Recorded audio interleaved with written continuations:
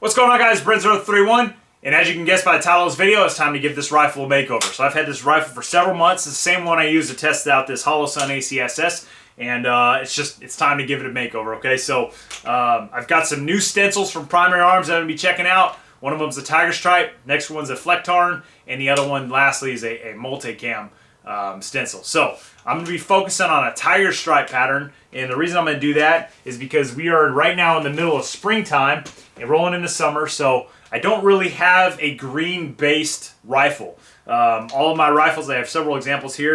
I've been giving them this multi-season type pattern that I've kind of came up with, and I've done this on several rifles of mine, and it works very well, I think.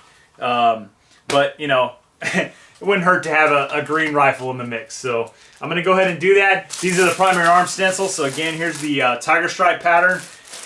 This one is the Flecktarn, and then this one is the multi-cam style stencil. So we're going to test those out, guys, and what I'm aiming to do here is recreate, in a sense, this Greek lizard camouflage pattern. This is one of my favorites for the springtime and summertime here in North Texas. I think it's a very effective pattern, and I would like to have a rifle kind of patterned off that. So let's, without further ado, guys, let's go ahead and get to it. Alright, guys, so the first thing I did is I wiped down the weapon with a clean, dry rag, and that's just to pretty much police up any excess oils or CLP or anything that's on the exterior of the weapon. It's not 100%, but it's good enough for me. So, moving on, then I plugged up any areas I didn't want affected by paint. So obviously the optics, my closed injection port cover. I inserted a magazine rather than tape off the mag well, and that way I have at least one dedicated mag to this weapon that's the same camouflage paint job. I've also plugged up the end of the muzzle here to ensure that no paint gets down into the barrel. Other than that, that weapon is ready to go. Let's go ahead and move on and talk about the actual camouflage paint job that I'm going to be applying to this weapon. Alright, guys, so I said I was going to be doing a Greek lizard style camouflage paint job on this rifle. These are the three spray paints that I'm working with. Rust-Oleum brand. This is their dark OD. This is a lighter olive color, and this is obviously their darker brown. Now, just looking at these spray paints cam lids, obviously these colors don't match up perfectly with this pattern, but it's the general sense. I'm going to be doing a Greek lizard style. I don't necessarily have to have the exact same colors as this. I think these are going to be close enough. I think it's going to still come out pretty good. So let's move back to the weapon and get started here. Alright, guys, so it looks like on that Greek lizard pattern, the light olive green color is the base color. So that's what I'm going to be going with first. So I'm going to go ahead and give a base to this rifle to one side.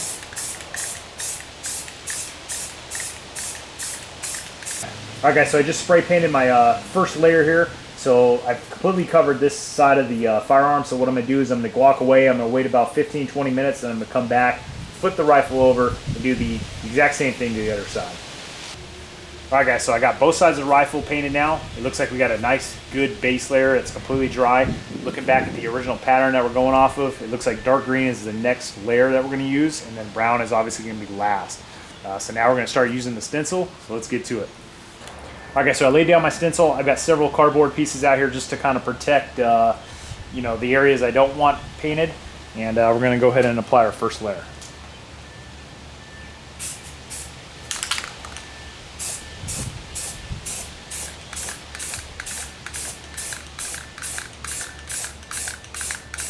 Alright, guys, so that's where we're at so far. We got one side complete, so now we're just simply going to flip it over and do the same thing on the other side.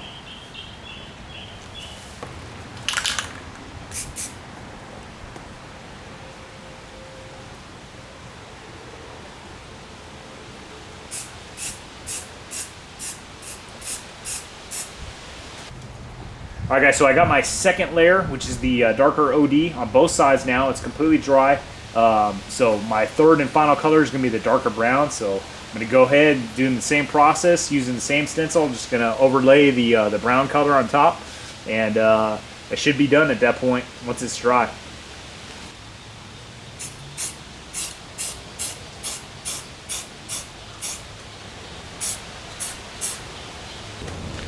What's it, guys? That includes this video over me giving this rifle this Greek lizard camouflage pattern, utilizing these primary arms tiger stripe stencils. If you guys are interested in these stencils, check out the comment section. I'll have links there where you can go check them out and pick them up.